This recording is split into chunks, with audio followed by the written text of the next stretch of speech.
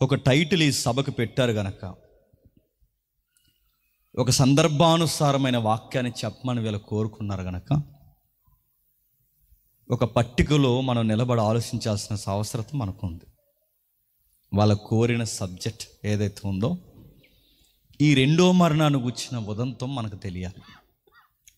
అసలు అది ఎలా ఉంటుందో మనకు తెలియాలంటే ఈ భౌతిక మరణం యొక్క పరిస్థితి ఎలా ఉండబోతుందో తెలియాలి. ఇది ఒకదానికొకటి అవినాభావ సంబంధం, అంటే ఒకదానికొకటికి మింగుడు పడని అవినాభావ సంబంధం. ఎందుకు ఈ మానవ ప్రపంచం ఇలా తయారైందో మనకు తెలియాలి అంటే అనేక సందర్భాలు బైబిల్లో పొంకాలు ఉన్నాయి. వాటన్నిటి గురించి మాట్లాడుకోవడానికి మనకు సమయము సరిపోదు. వాటన్నిటి గురించి మాట్లాడడానికి మొదలు పెడితే వినగలిగే ఆసక్తి కూడా కూర్చున్న వాళ్ళకు కూడా ఉండకపోవచ్చు. కానీ ఈరోజు మనం ఆలోచించవలసిన ఒక్క సందర్భం మనకుంది. చూద్దాం ఒకసారి. కీర్తన గ్రంథము 49వ కీర్తన, కీర్తన గ్రంథము 49వ కీర్తన, కీర్తన గ్రంథము 49వ కీర్తన మొదటి వచనం నుంచి సుమారు 7వ వచనం వరకు చదువుతాం. సర్వజనులారా ఆలకించుడి, సామాన్యులేమి సామంతులేమి, ధనుకులేమి దరిద్రులేమి, లోక నివాసులారా మీరందరూ ఏకముగా కూడి చెవియొగ్గుడి. నా నోరు విజ్ఞాన విషయములను పలుకును, నా హృదయ ధ్యానము పూర్ణ వివేకమును గూర్చినదై ఉండును. గూఢార్థము గల దానికి నేను చెవియొగ్గదను, సితార తీసుకున్న మరుగు మాటలను బయలుపరచదను. నా కొరకు పొంచువారి దోషకృత్యములు నన్ను చుట్టుకొనినప్పుడు ఆపత్కాలములో నేను ఎలా భయపడవలను? తమ ఆస్తియే ప్రాపకమని నమ్మి తమ ధన విస్తారతను బట్టి పొగడుకొని వారికి నేను ఎలా భయపడవలను? ఎవడును ఏ విధము చేతనైనను తన సహోదరుని విమోచింపలేడు. ఆగుదాం. తెలుగు అక్షరాలు తెలుసు కనుక చదువుకున్నాం. నిజాయితీగా ఒప్పుకోండి, చదివింది ఏమన్నా అర్థమైందా? మన బొంద మనకేం అర్థం అవ్వలేదు, కానీ చదివాం. మన క్రైస్తవ్యానికి మరి ఎలా వచ్చిందో అలవాటు తెలియదు, కానీ వాక్యం అర్థం కాకపోయినా అర్థమైనట్టు యాక్టింగ్ చేస్తాం. మనం ఎక్కడైనా యాక్టింగ్ చేసినా పర్లేదు. నీ గవర్నమెంట్ సెక్టార్లో యాక్టింగ్ చేయి, 1వ తారీఖు జీతం వస్తుంది, పర్లేదు, నడిచిపోతుంది. నీ ప్రైవేట్ సెక్టార్లో కూడా నువ్వు యాక్టింగ్ చేయి, నలుగురితో నడిచిపోతుంది. చివరికి సంసారంలో నీ కూరలు ఉండడం రాకపోయినా యూట్యూబ్ ఉంది, గూగుల్ ఉంది, నడిచిపోతుంది. నువ్వు ఏదైనా ఎక్కడ ఏ జోనర్లో అయినా నీకు తెలియని విషయాలతో నలుగురితో నడిస్తే పోతుంది, కానీ వాక్యం దగ్గర అలా కుదరదు. వాక్యం దగ్గర తెలిస్తే తెలుసు, తెలియకపోతే తెలియదు. మనకి తెలియకపోయినా తెలిసినట్టు ఆ వాక్యానికి రాంగ్ ఇంటర్ప్రిటేషన్ ఇచ్చామంటే, తప్పుడు వివరణ మనకు తోసినట్టు ఇవ్వడం మొదలు పెట్టాము, వినేవాడికి ప్రమాదమే. చెప్పండి, చెప్పేవాడికి ప్రమాదమే. చాలా గట్టి వార్నింగ్ ఇచ్చింది వాక్యం. ఏమందంటే, ఇందులో ఒకటి కలపొద్దు, ఒకటి తీయొద్దు. తెలిస్తే తెలుసు, తెలియకపోతే తెలియదు. ఇప్పుడు నిజాయితీ ఒప్పుకుందాం. ఇప్పుడు చదివిన కీర్తన మనకు తెలియదు. ఏంటి దాని సందర్భం? ప్రతి కీర్తనకి, ప్రతి వచనానికి, ప్రతి అధ్యాయానికి, ప్రతి పుస్తకానికి, ప్రతి రైటర్కి ఒక కాలం వెనకాల ఒక చరిత్ర ఉంటుంది. ఆ కాలాన్ని, ఆ కాలంలో ఇమిడిపోయిన ఆ సమకాలీన సమయాన్ని, చరిత్రని ఇంకా మాట్లాడుకుంటే ఆ జోగ్రఫికల్ మూమెంట్ని మనం చూస్తేనే కొన్ని విషయాలు మనకు స్పష్టత వస్తాయి. అంటే ఇవన్నీ పరిగణలోకి తీసుకోకుండా వాక్యం చదివితే మనకి వాక్యంతో ఉపయోగం లేదంటే ఉపయోగం లేదు, 100కి 200% లేదు. చాలామంది అడుగుతుంటారు, అలాంటి వేదికల దగ్గరకు వచ్చి దైవజనులు వచ్చినప్పుడు ప్రార్థన చేయమంటారు. విశ్వాసులు, మంచిదే, విజ్ఞాపన ప్రార్థన వేరు, మీ కొరకు చేసేది విజ్ఞాపన. మా కొరకు ప్రార్థన విజ్ఞాపన చేయండి అని అడుగుతారు. అడిగిన వాళ్ళు, ప్రార్థన చేసుకునే వాళ్ళు కుదురుగా ఉంటారా? ఏమంటారంటే, మా కోసం ఏమైనా చెప్పాడా దేవుడు అని అడుగుతారు. మీకోసం మాకేమీ చెప్పడు. నేను సీరియస్గా చెప్తున్నా, మీకోసం మాకేమీ చెప్పడు. మీరు పదే పదే వచ్చి మా కోసం ఏమైనా చెప్పాడా, ఏమని చెప్పాడంటే ఇంకేదో చెప్పేస్తాను. చెప్పమా, మీకోసం మాకేం చెప్తాడు, మా కోసం మీకేం చెప్తాడు? నీకు చెప్పాలన్నా నాకు చెప్పాలన్నా ఒకే ఒక్క ఛానల్ ఉంది, దాని పేరు వాక్యం. ఆ వాక్యంలోంచే చెప్తాడు, ఆ వాక్యంలో నుంచే మాట్లాడతాడు. అంటే దేవుడు వాక్యం ద్వారానే మాట్లాడతాడంటే వాక్యం ద్వారానే మాట్లాడతాడు. ఎలా వాక్యం ద్వారా మాట్లాడతాడంటే, నీకేదో బాధలు ఉంటాయి, నీకేదో ఇబ్బందులు ఉంటాయి, నీకేదో సమస్యలు ఉంటాయి, లేదు నీ సొంత వారి చేతే నీకు పడని పొసగని అనేక పరిస్థితులు ఉంటాయి, వీటన్నిటి మధ్య నలిగిపోయి ఎక్కడికి పోయి నీకు సమాధానం దొరకని అనేక పరిస్థితులు ఉంటాయి, వీటన్నిటి మధ్య ఏం చేయాలో తెలియని పరిస్థితుల్లో నువ్వు వాక్యం చదువుతున్నప్పుడు ఆ వాక్యంలోంచి దేవుడు ఎలా మాట్లాడతాడంటే, ఆల్రెడీ నీలాగే సంసారంలో నలిగిపోయిన తల్లుల చరిత్రలు బైబిల్లో ఉన్నాయి. ఆ చరిత్ర చదువుతున్నప్పుడు నీకేమనిపిస్తుంది అంటే, అంత ఘోరమైన బాధల్లో పడిపోయిన ఆ తల్లిని లేవనెత్తిన దేవుడు ఈ తరంలో నన్ను కూడా లేవనెత్తుతాడని ఒక ధైర్యం వస్తుంది చూసారా, అది మాట్లాడడం అంటే. రెండవది, నువ్వు ఏదైతే స్వజనుల చేత ఇబ్బంది పడుతూ, సొంత వారి చేత దేశింపబడుతూ, నమ్మక ద్రోహానికి గురవుతున్నప్పుడు, నీకన్నా ఘోరాతి ఘోరంగా చిన్న వయసులోనే సహోదరుల చేత నమ్మక ద్రోహానికి గురైన భక్తుల చరిత్రలు ఉన్నాయి. అవి చదువుతున్నప్పుడు వారిని గోతుల్లోంచి తీసుకెళ్లి సింహాసనం మీద కూర్చోబెట్టాడన్న సంగతి నువ్వు చదువుతున్నప్పుడు నీకు ఒక ధైర్యం వస్తుంది చూసారా. ఆ ధైర్యం వస్తున్నప్పుడే నీకు అర్థం కావాలి, దేవుడు నీతో మాట్లాడుతున్నాడు. ఇది దేవుడు మాట్లాడడం అంటే. కాకపోతే వాక్యాన్ని అలా చదవట్లేదు. ఆ రోజు ఆ దుష్టాంతాలకు ఉన్న సంగతిని ఎందుకు రాశాడు? యుగాంతమందున్న మనకే చెప్పండి, బుద్ధి కలగాలి, కొన్ని పాఠాలు నేర్చుకోవాలి.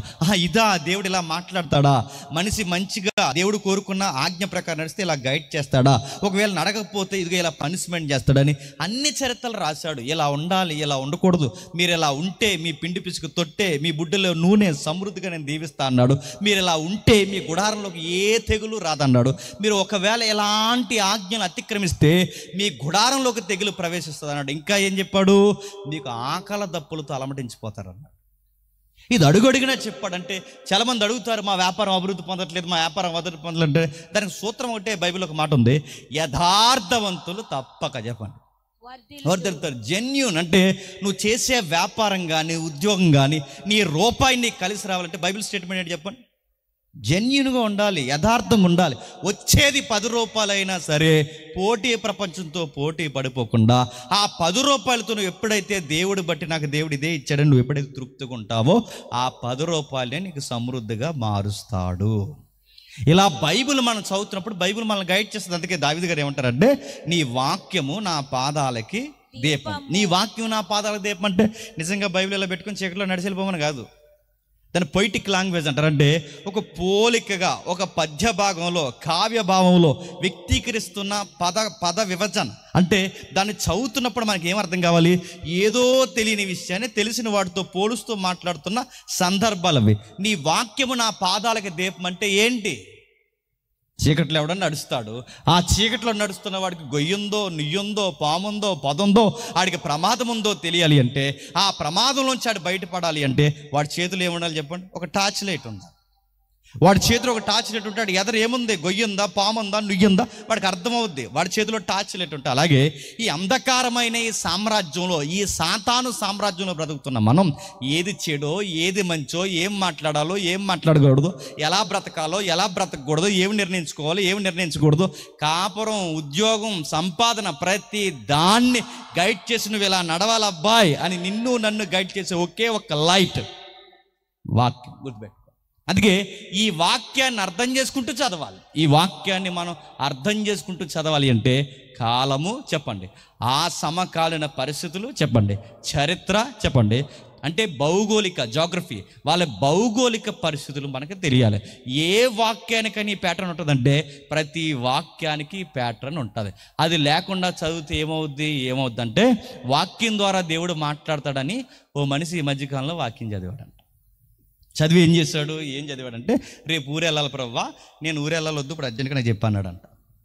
రేపు ఊరు వెళ్ళాలి ప్రవ్వా, రేపు నేను ఊరు వెళ్ళాలి వద్దే చెప్పంటే ఇలా బైబిల్ని కొట్టి ఇలా తెరిచాడట. ఇలా బైబిల్ని కొట్టి ఇలా తెరిచినట్టునే అంతటా అతడు లేచి బయలుదేరినాను కానీ వెంటనే బ్యాగ్ చదువుకుని హైదరాబాద్ వెళ్ళిపోయాడు. అడుగుతున్నాను, అంతటా అతను లేచి బయలుదేరా అంటే దానికి సందర్భం లేదా వాక్యానికి అని అడుగుతున్నాను. ఆ కిందికి చదువు, ఆ కింద ఏమన్నా ఉంటుంది తెలుసా?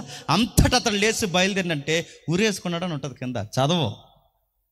ఆ ఉరేసుకున్న సందర్భం ఏమైతే ఇస్కరియోతు యోధ, దీన్నే కాంటెక్స్ట్ అంటారా. టెక్స్ట్ అంటే సందర్భము, కాంటెక్స్ట్ అంటే అధ్యాయానికి, పుస్తకానికి, వచనాలకి, ప్రతి దానికి సందర్భం ఉంటుంది. ఆ సందర్భంలోకి వెళ్ళే వాక్యాన్ని అర్థం చేసుకోవాలి. ఇప్పుడు ఇది మీకు అర్థమైతే ఏంటి 49వ కీర్తన, ఇదంతా మనకు అర్థం కావాలని బైబిల్ కూర్పుని ముందస్తు స్థాయిలో భవిష్యత్తును ఆలోచించి చక్కగా పరిశుద్ధాత్మ ప్రేరణతో దేవుని చిత్తానుసారంగా ఈ బైబిల్ని ఒక నడవడికలోకి తీసుకొచ్చిన పురాతనమైన ప్రవక్తలు కానీ, రైటర్స్ కానీ, సమకాలీన బైబిల్ సొసైటీ వారు కానీ ప్రతి ఒక్కరికి సౌలభ్యంలోకి రావడానికి కొన్ని ఇంటులు మనకి ఇచ్చారు. అందులో ఒక గుర్తులే ఆ కీర్తనకి పైన ఒక హెడ్లైన్ ఇచ్చారు చూడండి. ఏంటట? కోరాహు కుమారులు. ఎవరు కుమారులు? కోరాహు కుమారు. ఇవ్వ ప్రశ్న, కోరాహు అంటే ఎవరు? మళ్ళీ ప్రశ్న ఎదుగుతున్నాను. కోరాహు అంటే, ఇప్పుడు ఈ కీర్తన ఏంటో మనకు అర్థం కావాలంటే ఇక కోరాహు అంటే ఎవడు? మోసే గారు తెలుసుగా, తెలిసినా తెలియకపోయినా తెలిసినట్టే 10 అయింది. తెలుసు మోసే గారు, మినిమం బేసిక్స్ మనకి క్రిస్టియానిటీకి. అయితే మోసే గారు ఎవరైతే ఉన్నారో 40 సంవత్సరాలు ఇశ్రాయేలీని అరణ్యంలో నడిపించి ఇక నేడో రేపో కానాను వాగ్దాన భూభాగంలో అడుగు పెడుతున్నారు అనుకునే సమయానికి సొంతోలు తిరగబడిపోయారు మోసే మీద.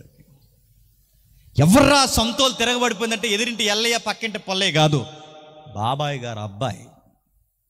ఎవరా? బాబాయ్ గారు అబ్బాయి కోరాహు. అంటే కోరాహు మోసేకు తమ్ముడా? తమ్ముడే. రాసి పెట్టుకోండి, మనకు అతిపెద్ద ప్రమాదకరమైన వ్యక్తులు ఎవరని చెప్పనా? ఎదిరింటోళ్ళు, పక్కింటోళ్ళు కాదు, చెప్పండి, మనోళ్ళు. ఎవరు? సొంతోళ్ళు. గుర్తుపెట్టుకోండి, మనోళ్ళే. వీళ్ళకన్నా ప్రమాదకరం ఎవరుండరు. మోసే మీద తిరగబడింది ఎవరంటే సొంతోళ్ళు. సొంత వారు ఆయన మీద తిరగబడ్డారు. సహోదరులు, బాబాయ్ కొడుకు తిరగబడ్డాడు. ఏ విషయంలో తిరగబడ్డాడు? నువ్వు ఒక నాయకుడివి, నువ్వు నడిపిస్తున్నది ఒక సేవ, నీ సేవ వెనకాల మేము నడవాలి, ఇది ఒక సంఘము, నువ్వు చెప్పినట్టు మేము నడవాలి, కూర్చోమంటే కూర్చోవాలి, లేవమంటే లేవాలి, నువ్వు చెప్పినట్టు మేము చెయ్యాలి, చెయ్యము అన్నారు. ఎప్పుడైతే ఈ జెండా ఎగరేసాడో, ఈ జెండా ఎగరేసిన వాడందరికీ ఈ జెండా మోయడానికి 250 మంది తయారైపోయారంట. వాడు ఎప్పుడైతే జెండా ఎత్తాడో మోసే యొక్క ఉన్నతమైన సేవను ఎదిరించాడు, మోసే నాయకత్వాన్ని ఎదిరించాడు, అది తప్పుడు పరిచర్యని ఎద్దేవా చేశాడు.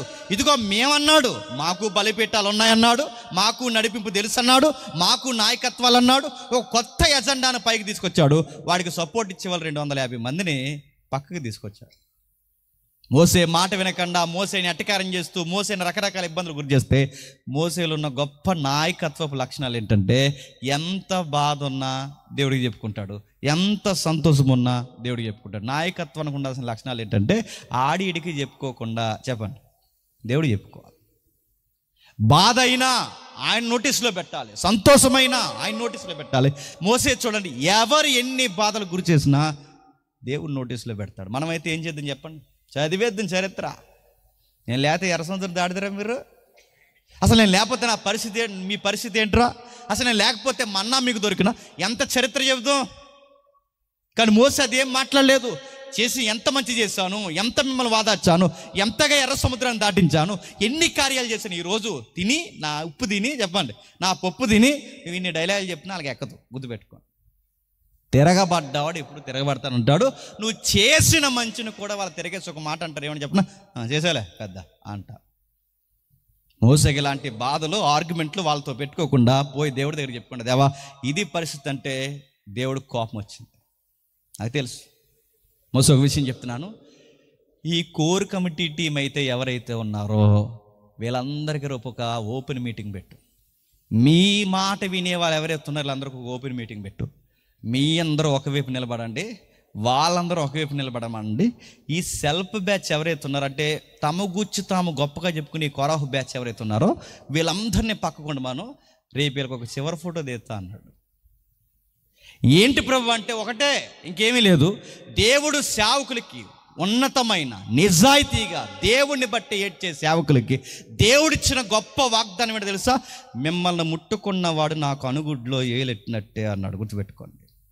సేవకుల జోలికి ఎవడైనా వచ్చినా, ఉన్నతంగా సేవ చేస్తున్న వాడిని ఎవడైనా ఏదన్నా అన్నా, దేవుడిచ్చిన గొప్ప వాగ్దానం ఏంటో తెలుసా?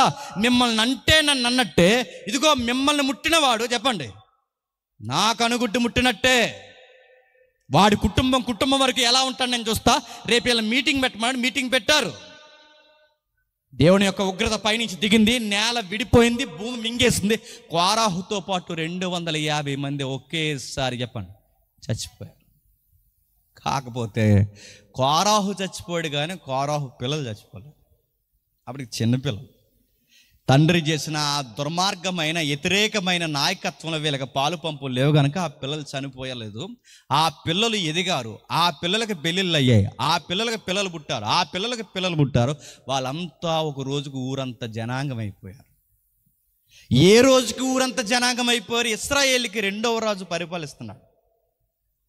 ఇశ్రాయేలుకి మొట్టమొదటి రాజు ఎవరు చెప్పండి? సౌలు. ఇశ్రాయేలుకి 2వ రాజు ఎవరు చెప్పండి? దావీదుగా. ఈ దావీదుగా 2వ రాజుగా పరిపాలిస్తున్నప్పుడు అప్పటే ఒక నేషనల్ జాతీయ గీతాలు రాస్తున్నాడు. ఎవరు? దావీదుగా. అలాంటి జాతీయ గీతాలు అనేకమైన గీతాలు ఉన్నాయి. అందులో 139 గీతం ఒకటి. చాలా ఫీల్ అవుతాడు ఆయన.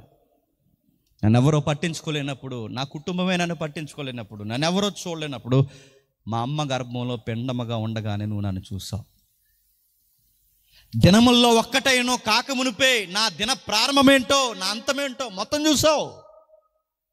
నేను కూర్చోవడం చూసావు, నేను లేవడం చూసావు, నా తలంపులు నాకు రాకముందే నేను ఎలాంటి థాట్స్తో రన్ అవుతాను ప్రతీది చూసావు. కానీ ఒక విషయం నాకు అర్థమైంది దేవా, నేను ఎక్కడో ప్యాలెస్లో తిరుగుతున్నాను, ఆ సింహాసనం మీద ప్యాలెస్లో నేను తిరుగుతుంటే ఇదిగో ఈ బంగారు భవనాల మధ్య నుంచి కిందకు చూస్తే నాకు బాధ వేసింది ప్రభు.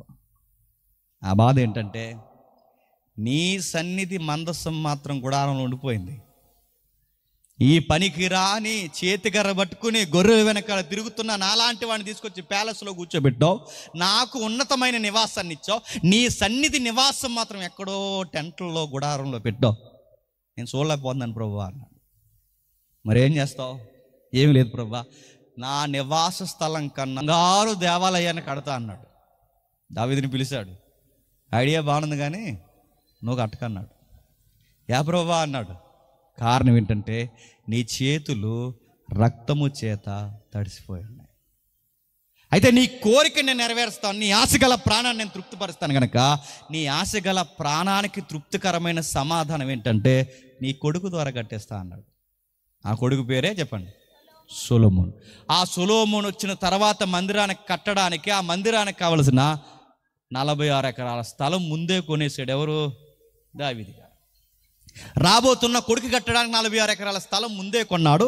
ఆ 46 ఎకరాల స్థలం ముందే కొనడం కాదు, ఆ స్థలంలో కట్టబోయే మందిరానికి కావాల్సిన ఎవరెవరు ఏ టీం మెంబర్స్ ఉండాలో వాళ్ళందరినీ రెడీ చేశాడు. స్థలం కొన్నాడు. ఇప్పటికీ మన TV9లో ఇంకా పెద్ద పెద్ద టీవీ ఛానల్స్లో, తెలుగు నేషనల్ ఛానల్, ఇంటర్నేషనల్ ఛానల్స్ ఏవైతున్నావో మీరు చూస్తున్నారు లేదో, ఇప్పటికీ పాలస్తీనా, హమాస్ లేదా ఇజ్రాయెల్, పాలస్తీనా గొడవలు జరుగుతూ ఉన్నాయి. దేనికోసం? ఆ 46 ఎకరాల కోసమే. ఆ దావీదు గారు కొన్నారు కదా 46 ఎకరాలు, ఆ 46 ఎకరాల కోసమే గొడవ.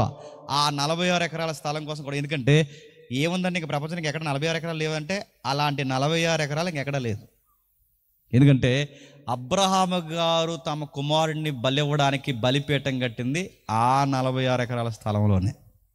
యాకోబు కలొచ్చింది ఆ 46 ఎకరాల స్థలంలోనే. ఇంకా బాగా వినండి, దావీదు డబ్బులతో కష్టపడి కొన్న పొలము ఆ 46 ఎకరాల స్థలమే. సొలొమోను మందిరం కట్టించాడే ఆ 46 ఎకరాల స్థలమే. ఆ పర్వత కనుముల్లో తన కుమారుడు ప్రియసుతుడు దైవం అశ్వులు బాసిందే ఆ పరిసర ప్రాంతాల పరమలకులు ఏవైతున్నావో ఆ 46 ఎకరాల కొండ ప్రాంతాల్లోనంతే. అదొక సెంటిమెంట్ ల్యాండ్ అనమాట. దైవము ఇష్టపడే ల్యాండ్ అని చరిత్ర ప్రకారం మాట్లాడుకుంటారు పండితులు, అంతే. అది కష్టమా ఇష్టమా తర్వాత విషయం గుర్తుపెట్టుకోండి. అంత సెంటిమెంట్ దానికి ఉంది. పైగా ఇంతకింత గొడవలు అవుతున్నాయంటే 5వ శతాబ్దంలో వచ్చిన ఎవరైతే ఉన్నారో కొంతమంది విశ్వాసులు ఉన్నవారు కూడా, మహమ్మద్ ప్రవక్త గారు కూడా ఏమన్నారంటే మాకు గాబ్రియల్ కనబడింది కూడా ఈ 46 స్థలంలోనే అన్నాడు. ఇంత అక్కడి నుంచి గొడవ వచ్చింది. ఎందుకు? మాదు అబ్రహాం మీకే కదా తండ్రి, చెప్పండి, మాకు కూడా తండ్రి, మా ప్రవక్తకి ఇక్కడ కూడా గాబ్రియల్ కనబడ్డాడు, మా ప్రవక్త ఇక్కడి నుంచి డైరెక్ట్గా అలాగే వెళ్ళిపోయాడని వాళ్ళు కూడా వాళ్ళదే. లేదు మా అయ్య దావీదు కొన్నాడని వీళ్ళు, లేదు మా ప్రవక్త ఇక్కడ నియమించాడని వీళ్ళు. మొత్తం మీద కొట్టుకుంటున్నారు. 46 ఎకరాల స్థలం కోసం గొడవ. విషయం పక్కన పెట్టండి. అయితే ఈ 46 ఎకరాల స్థలం కొన్న తర్వాత దావీదు గారు ఆ మందిరానికి కట్టడానికి కావాల్సిన వారు అందరినీ తీసుకొచ్చే పరిస్థితులన్నీ సిద్ధపరిచాడు. మందిరానికి కావాల్సిన ఈ మెటీరియల్స్ అన్ని దగ్గరన్నీ పొత్తు రాజకీయాలని పెట్టి కొడుకొచ్చే సమయానికి సమస్తము సిద్ధపరిచాడు. బాగా వినాలి, ఆ కీర్తన వెనకాల చరిత్ర ఏంటో. ఏదైతే ఇవన్నీ సిద్ధపరుస్తున్నప్పుడు మందిరం ఉంటే సరిపోద్దా? మందిరానికి కావాల్సిన నడిపింపు కలిగించిన యాజకులు ఉండాలిగా. యాజకులను కూడా పిలిచాడు. వాళ్ళకి ప్రత్యేక లేవీల యొక్క జీతాలు ఎలా ఉంటాయో ఆ జీతభత్యాలు తన గవర్నమెంట్లో ప్రకటించాడు. ఇంకేం చేశాడు? ఎవరు పడితే పానపారగ్గాలు వచ్చి అందరూ పాడకూడదు పాటలు, గుర్తుపెట్టుకోండి. ఈ మాట అన్నది తెగబడిపోతున్నారు. పానపారగ్గాలు అందరూ పాటలు పాడకూడదు. ఎవరు పాడాలి? పరిశుద్ధత కలిగి, చెప్పండి, దేవుని వాక్యంలో ఎవరైతే నిష్ఠాగరిష్ట కలిగి దేవుని వాక్యాన్ని గౌరవిస్తారో అలాంటి వారు పాటలు పాడాలని మొదటి దినవృత్తాంతాల గ్రంథంలో ప్రత్యేకించి 24, 25 ఇదిగో ఈ పాటలు పాడేది కూడా సేవా కార్యక్రమం అని చెప్పి పరిశుద్ధత కలిగి నిబద్ధత కలిగి దేవుని వాక్యాన్ని గౌరవించేలా ఎవరైతే ఉన్నారో వాళ్ళందరినీ పిలిచి, బాగా వినండి, వాళ్ళందరినీ పిలిచి వాళ్ళకు కూడా జీతాలు ఇచ్చాడు. అది కూడా సేవే. ఇలా ప్రతి దానికి ఒక క్యాడర్, అంటే ఇదిగో యాజకులు ఎలా ఉండాలి, గాయకులు ఎలా ఉండాలి, నడిపింపు కలిగిన ఎలా ఉండాలి, క్లీనింగ్ సెక్షన్ ఎవరైతే ఈ దేవాలయాన్ని శుద్ధీకరణ చేసేవారు ఎవరైతే ఉన్నారో వాళ్ళందరూ ఎలా ఉండాలని ప్రతి టీంని ఎంపిక చేశాడు. ఆ టీం అంతా ఎంపిక చేసిన తర్వాత గుర్తుపెట్టుకోండి, ఇంకా చేసిన గొప్ప కార్యం ఏంటంటే ఆ మందిరానికి కావాల్సిన కాపలాదారుని, అంటే సైనిక బలగాలు కావాలని నిర్ణయించుకున్నాడు. కొడుకొచ్చే సమయానికి కట్టబోయే ఆ మందిరం పీరియడ్ చెప్పిన స్వర్ణ దేవాలయం. స్వర్ణం అంటే ఏంటి? బంగారు దేవాలయం. ఇప్పుడు ఈ బంగారు దేవాలయాన్ని ఎవరు కట్టబోతున్నారు? సొలొమోను కట్టబోతున్నాడు. ఈ సొలొమోను కట్టే సమయానికి, సొలొమోను గారు కట్టే సమయానికి ఈ దేవాలయాన్ని, బంగారు దేవాలయాన్ని కాపాడడానికి సైనికులు కావాలి, కవాతులు చేసే వాళ్ళు కావాలి. ఎవరిని పెడితే బాగుంటుందని దావీదు ఇలా చూస్తే అప్పటికి ఊరంతా జనం అయిపోయి ఉన్నారు. ఆ ఊరంతా జనం అయిపోయిన పిల్లలే, చెప్పండి, కోరాహు కుమారులు. వాళ్ళని తీసుకొచ్చి వాళ్ళని దేవాలయంలో ద్వారపాలకుల విభాగంలో పెట్టి వాళ్ళని బాగా వినండి, వస్తూ పోతున్న వారిని వాకప్ చేస్తూ, వస్తూ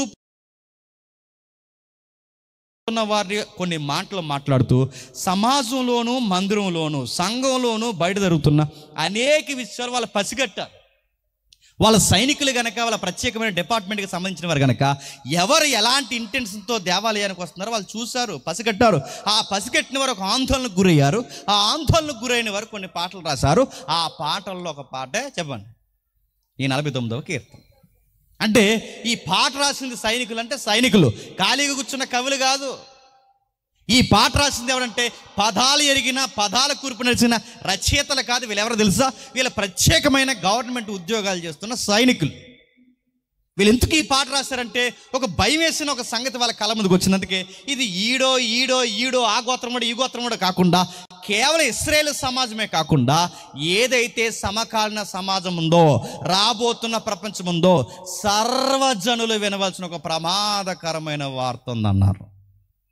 ఏముందా వార్త? రాస్తున్నాడు చూడండి. సర్వజనులారా ఆలకించండి, సామాన్యులేమి, సామంతులేమి, ధనికులేమి, దరిద్రులేమి, లోక నివాసులారా మీరందరూ ఏకముగా కూడి చెవియొగ్గుడి. నా నోరు విజ్ఞాన విషయాలు పలుకుతుంది. బాగా వినండి. సర్వజనులారా, సర్వజనులు అంటే ఈ ప్రపంచంలో బ్రతుకుతున్న మనుషులందరిని కోసం మాట్లాడుతూ అందులో కేటగిరీ చెప్తున్నా చూడండి. సామాన్యులు ఉన్నారు, సామాన్యులకు ఆపోజిట్గా సామంతులు ఉన్నారు. ఈ సామాన్యులకి సామంతులకి మధ్య ధనికులు ఉన్నారు. ఈ ధనికులకు ఆపోజిట్గా ఉన్నవారు చెప్పండి దరిద్రులు. అంటే తిట్టకోకండి. దరిద్రులు అంటే చెప్పిన పేదరికంలో, మరింత కడు పేదరికంలో బ్రతికే వారినే చెప్పండి దరిద్రులు అంటారు. అంటే ఇది ఒక క్యాడర్స్, అంటే జనాలు. మనం అయితే క్యాస్ట్లతో విడదీసుకుంటాం, ఆ క్యాస్ట్ ఈ క్యాస్ట్ అని. ఆ రోజుల్లో లేదా ఆ కాలంలో లేదా మధ్య ఆసియాలో క్యాస్ట్ లేదు. క్యాస్ట్ ఎక్కడ ఏడ్చింది? అక్కడ లేదు క్యాస్ట్.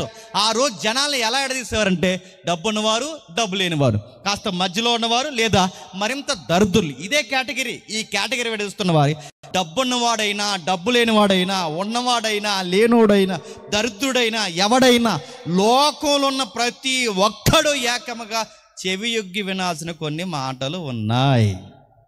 మీరు దేవాలయానికి వస్తున్నారు, పోతున్నారు, మీ సంగతి మేము చూస్తున్నాం. ఎవరు ఎందుకు వస్తున్నారో, ఎవరు ఎలా కూర్చుంటున్నారో, ఏమేమి వింటున్నారో, ఏమేమి అర్పిస్తున్నారో, మీరు దేవాలయానికి వస్తూ పోతున్నప్పుడు మీ సంగతులను పసిగడుతున్నాం. ఈ సంగతులను పసిగట్టినప్పుడు మీ విషయాన్ని బట్టి మాకు భయం వేస్తుంది, మా సంగతులను కూడా బట్టి మాకు భయం వేస్తుంది. యావత్తు సమాజంలో ఉన్న ప్రతి ఒక్క మనిషికి అతిపెద్ద ప్రమాదం ఉందని చెప్పారు. ఏముంది అతిపెద్ద ప్రమాదం కింద చెప్తున్నాడు చూడండి. విజ్ఞాన విషయాలతో ముడిపడిన సంగతి ఉంది, పూర్ణ వివేకంతో కూడిన ఒక సంగతి ఉంది, అది గూఢార్థంగా ఉండిపోయింది. ఆ సంగతులు నేను సితారించుకుని ఒక ట్యూన్లో మీకు వినిపిస్తాను, జాగ్రత్తగా వినండి అంటూ దాని గురించి మాట్లాడుతూ ఏ విషయం ఉంది, దేనికోసం గూఢార్థంగా ఉంది, ఏం మాట్లాడాలనుకుంటున్నారంటే ఆయన మాట్లాడుతున్నారు, మనం భయపడవలసిన ఒక విషయం ఉంది. ఆ భయపడవలసిన సంగతి మనం భయపడకుండా అనవసరమైన విషయానికి భయపడతాం. దేనికి భయపడుతున్నాం? భయపడవలసిన విషయానికి భయపడలేదు, అనవసరమైన విషయాలకు భయపడుతున్నాం. దేనికి భయపడుతున్నాం అంటే, నా కొరకు కొంచెం వారు దోషకృత్యములు నన్ను చుట్టుకున్నప్పుడు ఆపదలకు నేను భయపడవలెను. దేనికట? ఆపదలకు భయపడుతున్నా. నాకు పడనవాడు నాకు స్కెచ్ చేస్తే ఆ స్కెచ్కి భయపడుతున్నా. నాతో పడనవాడు నాకు ఇబ్బందికరంగా మారితే వాడికి భయపడుతున్నా. దేనికి భయపడతామంటే, ఎదిరింటోడంటే భయం, పక్కింటోడంటే భయం, డబ్బు ఉన్నవాడంటే భయం, బలం ఉన్నవాడంటే భయం, ఆ బలం వెనకాల ఇంకా బలగాలుంటే భయం. కానీ సైనిక బలగాలు ఏం చెప్తున్నా తెలుసా? ఆ బలమున్నవాడిని కూడా మింగేసేది ఒకటి ఉంది, అది నీకు తెలియాలి. వాడిని నిన్ను కమ్మేసేది ఒకటి ఉంది, అది నీకు తెలియాలి. నువ్వు దేనికి భయపడుతున్నావు? వాడేదో అన్నందుకు భయపడుతున్నావా? ఈడేదో అన్నందుకు భయపడుతున్నావా? దేనికి భయపడుతున్నావు? నీకు అర్థం కావాలంటే కొంచెం సింపుల్గా ఎగ్జాంపుల్ మనం విందాం. మన విలేజ్లో గొడవలు వస్తుంటాయి. గొడవలు వస్తున్నప్పుడు ఏం చేస్తారండి? చిన్న సొందు కోసం గొడవ వేసుకుంటారు, సొందు తడి కోసం గొడవ వేసుకుంటారు, గోడ కోసం గొడవ వేసుకుంటారు. ఆ గొడవ పెట్టుకున్నప్పుడు మీరు చూడండి, వాళ్ళు ఎంత వార్నింగ్లు ఇస్తారు. ఆడి డబ్బు ఉన్నవాడైతే ఆడితో గొడవ పెట్టుకోరు, ఆడికి బలం ఉన్నదంటే ఆడితో గొడవ పెట్టుకోరు. అది ఎదుటోడు లోకుకుంటే మందేసుకుని పడిపోతారు ఆడి మీద వెళ్ళి. ఆడే కనుక లోకుకుంటాడు, అడిగేవాళ్ళు లేకపోతే వెళ్ళి పడిపోతారు, అవసరమైతే ఆడిని ఏదో చేస్తారు. ఆ గొడవలు ఎలా ఉంటాయి చెప్పనా? కేవలం గోడ కోసం గొడవ, కేవలం దడి కోసం గొడవ. గమ్మత్తు ఏంటంటే, దడవతల ఆడు లింగికి పైకి గెడెత్తాడు, దడవతల ఈ లింగి పైకి గెడెత్తాడు. రారా చూసుకుందాం అంటాడు, రారా తేల్చుకుందాం అంటాడు. వీళ్ళిద్దరు రోడ్డు మీదకి వస్తారు. ఆడి కర్ర తెస్తాడు, ఈడి కత్తి తెస్తాడు. విసిమేడి చెప్పనా, గోడావతలు ఒకరోజు ఆడి చచ్చిపోతాడు, గోడావతలు ఒకరోజు ఈడు చచ్చిపోతాడు. గోడే ఉంటుంది. నువ్వు దేనికి భయపడుతున్నావు? వాడి మీసాలు తిరిగిన జేజమ్మైనా, వాడు ఎవడైనా, వాడికి నీకు తెలియాల్సిన సంగతి చెప్పనా, చస్తారు ఒక రోజు. మీకు ఆ సంగతి తెలియట్లేదు. ఎంతకాలం నీ ఓపిక, ఎంతకాలం నీ బలం, ఎంతకాలం నీ వెనకాల మనుషులు ఉందనుకుంటున్నారు, పర్లేదు అనుకుంటున్నారు, డబ్బు అనుకుంటున్నారు, ధనికులు అనుకుంటున్నారు, దరిద్రతలుండి మా పరిస్థితి ఏంటనుకుంటున్నారు. వీటన్నిటికీ భయపడుతున్నారు. పేదరికానికి భయపడతారు, గొడవలకు భయపడతారు, ఇతరులకు భయపడతారు. కానీ ఇవి ఎంత భయపడినా నడవాల్సిన జీవితం నడుస్తుంది. ఇది కాదు, వాణ్ణి నిన్ను మింగేసేది ఉంది, దాని పేరు సావు, దాని పేరు మరణం. దానికి భయపడండి. మీరు అనుకుంటున్నారు, సొలొమోను మందిరానికి వస్తున్నాము, గొర్రె పిల్లనిచ్చాము, మేక పిల్లనిచ్చాము, ఇదిగో కోడి పిల్లనిచ్చాము, ఎంతో కొంత తోసిన కానుకిచ్చాము, దేవుడు ఇంక మమ్మల్ని అననుకుంటున్నారు. కానీ దేవుడు ఏమండం కాదు. దేవుడు పెట్టిన ఒక శాపం ఉంది, దేవుని ఆజ్ఞను అతిక్రమించిన ఒక శాపం ఉంది. ఆ శాపం ఆదాము దగ్గర నుంచి అందరినీ వేలుతుంది. ఆ ఏలుతున్న దాని పేరు చెప్పండి, మరణం. దాని ముందు ఎవడైనా లొంగాల్సిందే, దాని ముందు ఎవడైనా దిగదుడిపే, దాని ముందు ఎంత కండలు తిరిగిన జాకీజన్ అయినా దిగాల్సిందే, వాడెంత మైక్ టైసన్ అయినా వంగాల్సిందే, దాని ముందు జాన్ సీనా అయినా సరే తగ్గాల్సిందే. వాడు ఎవడైనా వీడికి సావు రాదనడానికి లేదు. అది నేను వస్తున్నాను అనడానికి నీకు నాకు సిమ్టమ్స్ ఇస్తుంది. ఏంటి చెప్పనా? తెల్లెంటికలు వస్తాయి, పళ్ళు లూజ్ అవుతాయి. నేను వస్తున్నాను రో అని చెప్తుంది అనమాట. అదే షుగర్ వస్తుంది, బీపీ వస్తుంది, కళ్ళు పచ్చబడతాయి, బ్లడ్ పల్స్గా అవుతుంది. ఒకటి రెండు కాదు, ఇవన్నీ గుర్తులు దేనికంటే పత్తనాన్ని కాసుకొని రెడీగా ఉండని. మనం ఏం చేస్తున్నాం? తెల్లంటికలు రంగు వేస్తున్నాం, రంగేసిన వచ్చేది. అది నువ్వు రంగేసిన వస్తుంది, నువ్వు పొంగించిన వస్తుంది, నువ్వు వేది చేసిన వస్తుంది. అది రావాలనుకున్న సమయానికి నేను మింగేసిపోతుంది. నీ డబ్బు కూడా నిన్ను ఆపలేదు. కింద చెప్తున్నాడు ఇంకేదో 5 ఆపదల్లో భయపడుతున్నాను, తమ ఆస్తి ఏ ప్రాపకమని నమ్మి తమ ధన విస్తారతను బట్టి పొగుడుకొని వాడికి నేను ఎలా భయపడవను. కొంతమంది ఉంటారు సొసైటీలో, వీళ్ళు డబ్బున్నోళ్ళు. ఈ డబ్బున్నోళ్ళు అందరూ ఏం చేస్తారో తెలుసా? తమ ఆస్తిని బట్టి తమను తామే పొగిడేసుకుంటారంట. వాళ్ళు ఎవరైనా ఇంటికి వస్తే ఇలా అంటారు, టీ తాగండి, కాఫీ తాగండి అంటారు. గేడి తీసిన ఇది మందే, ఆ బిట్టు మందే, నెక్స్ట్ బిట్ అదే కొనేద్దాం. ఏ బిట్టు? అదే సైట్లు. వచ్చిన టీ తాగారు, కాఫీ తాగారు, ముందు ఇది మొదలెడతారు మన గేట్ దగ్గర. ఏంటి? అది మందే. చెప్పండి, ఇది మందే. మరి నీకు ఎన్ని సైట్లు, ఎన్ని బిట్లు, నీకు లాస్ట్కి ఒకటే బిట్టు చెప్పు. అది ఊరోతల వద్దన్నా రాసి చేస్తారు, ఫ్రీ.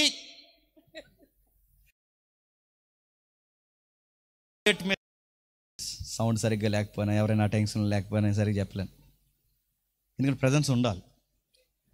వాక్యం చెప్తున్నాను, ఆ వాక్యం చెబుతున్నప్పుడు పెళ్ళికూతురు బాగానే కూర్చుంది, పెళ్ళికొడుకు బాగానే కూర్చున్నారు, చుట్టాలు బాగానే కూర్చున్నారు, అందరూ బాగానే కూర్చున్నారు. ఒక ఆవిడ అసలు కూర్చోట్లేదు, 70 సార్లు లేచి వెళ్ళింది బయటికి. ఏం అనలేను, కొత్త తెలిసేవాడు నాకు. తర్వాత అడిగాను, ఎందుకు మీ అత్త అన్నిసార్లు లేచింది అని అడిగాను నేను. అడిగినప్పుడు మా ఫ్రెండ్ అన్నాడు, మా అత్త కొత్త నెక్లెస్ కొందరా, అందుకని సార్లు లేచింది అన్నాడు. అంటే దాని అర్థం ఏంటి చెప్పండి? ఇప్పుడు పెళ్ళిలో అందరూ చెప్పండి, ఆవిడ నెక్లెస్ చూడాలి, అందుకని సార్లు పని లేకపోయినా సార్లు లేచింది.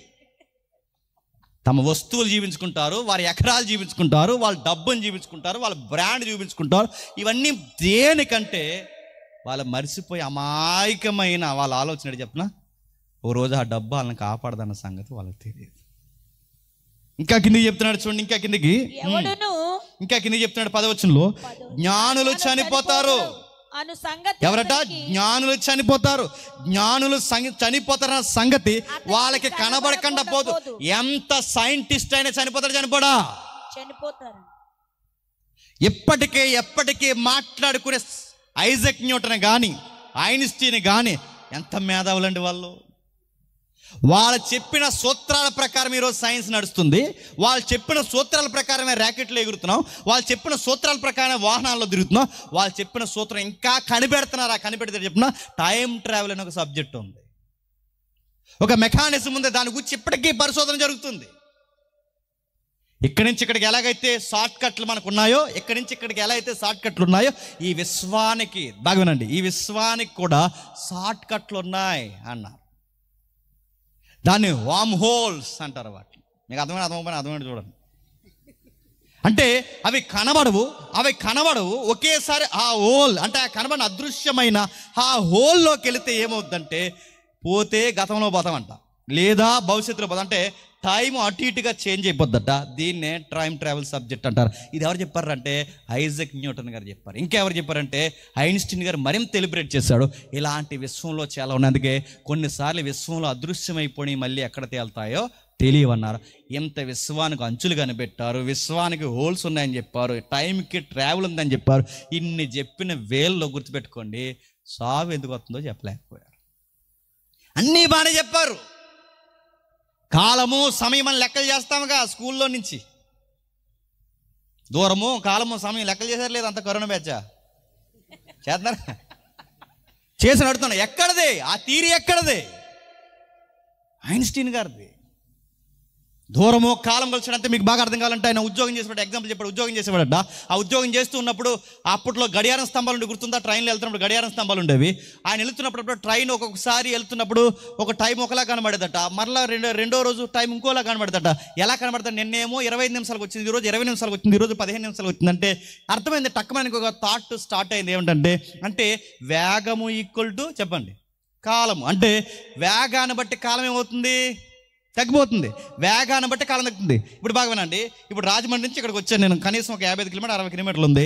ఒక 80 స్పీడ్లో కొడితే మేము కరెక్ట్గా గంటలోపు మేము వచ్చాము ఇక్కడికి. ఒక 80 స్పీడ్లో కొడితే, అది ఇంకా స్పీడ్ కొడితే 40కి వస్తాం, ఇంకా స్పీడ్ కొడితే 30కి వస్తాం, ఇంకా స్పీడ్ తోలితే 20కి వస్తాం, ఇంకా స్పీడ్ తోలితే 10కి వస్తాం. అంటే స్పీడ్ పెరిగే కొద్దీ ఏం తగ్గిపోతుంది చెప్పండి? టైం తగ్గిపోతుంది. ఇది మీకు అర్థమైతే, ఉదాహరణ మీకు అర్థమైతే, ఈ విశ్వంలోనికి అలా ర్యాకెట్ వేసుకునే కాంతి వేగంతో మనిషి ప్రయాణం చేయలేడు. కాంతి వేగంతో అలా ప్రయాణం చేస్తే కొన్ని రోజులకి టైం అలా ఆగిపోద్ది. టైం ఆగిపోతే నీ వయసు కూడా ఆగిపోద్ది. ఇది ఒక సూత్రం ఉంది, గుర్తుపెట్టుకో. ట్రై చేయకండి. సూత్రం ఉంది. అంటే కాంతి వేగంతో ఎవడో వెళ్ళలేడు. కాంతి వేగంతో ట్రావెల్ చేస్తే టైం ఆగిపోద్ది. అంటే నా వయసు కూడా అవ్వదు. అందుకే మీరు చూడండి, స్పేస్లో నడుస్తున్న వాడికి వయసు ఒకలా ఉంటుంది, భూమి మీద ఉన్న వాడికి వయసు ఒకలా ఉంటుంది, అండర్ గ్రౌండ్లో ఉన్నవాడికి వయసు ఒకలా ఉంటుంది. ఇది సైన్స్. ఇది ఇవన్నీ ఎవరు చెప్పారు చెప్పనా? ఇలాంటి మహానుభావులు చెప్పారు. ఇన్ని చెప్పిన వాళ్ళు సావు ఎలా వస్తుందో చెప్పలేకపోయారు, చచ్చిపోయారు. అందుకే చెప్తున్నాడు చూడండి, జ్ఞానులు చనిపోయారు. ఇంకెవరున్నారంటే వాళ్ళకి ఆపోజిట్ మూర్ఖులు చచ్చిపోతారు. జ్ఞానులేమో సైంటిస్టులు, మూర్ఖులు ఎవరు? పశుప్రాయులను. మన ఈదులో ఉంటారు చూడండి. ఈ సైంటిస్టులు అందరూ మన ఈదులో ఉంటారు. ఎవరు? మూర్ఖులు. అంటే వీడికి పని పాట బాధ్యత అమ్మ నాన్న గౌరవం ఉండదు, ఆడో మూర్ఖుడు. పెద్ద చిన్న గౌరవం, సేవకుడు చిన్నోళ్ళు పెద్దోళ్ళు, మాట మర్యాద, స్త్రీ పురుషుడి గౌరవం ఉండదు, మూర్ఖుడు. మాట వందనం ఉండదు, నడవడికి వందనం ఉండదు. చివరికి ఆడి బండి తోలే విధానం బాగోదు. ఆడి పెంపకమే తేడా, ఆడి మాటే తేడా. మాట్లాడితే ప్రతి గొడవలో ఒక దూరతాడు, ప్రతి ఒక్కరితో గొడవలు పెట్టుకుంటాడు, ప్రతి ఒక్కరిని కొడతాడు. ఆడి మూర్ఖుడు. ఎందుకంటే ఆడికి కండబలం, చెప్పండి మందబలం, చెప్పండి అనుకున్నారుగా, ఇక మంద బాలం బామ్మర్దులు అనిల్ తమ్ముళ్ళు, ఈ బలం ఇవన్నీ చూసుకుని మన ఊరికి చిన్న సైజు రౌడీ సీటర్ అయిపోతారు. మన ఊర్లో ఉంటారు చూసారు, ప్రతి దానికి లింగి పైగడేసి వచ్చేస్తారు, కొట్టేస్తుంటారు వాళ్ళు. మా సైడ్ ఒకడు ఉండేవాడు అలాగే, సామర్లకోటలో.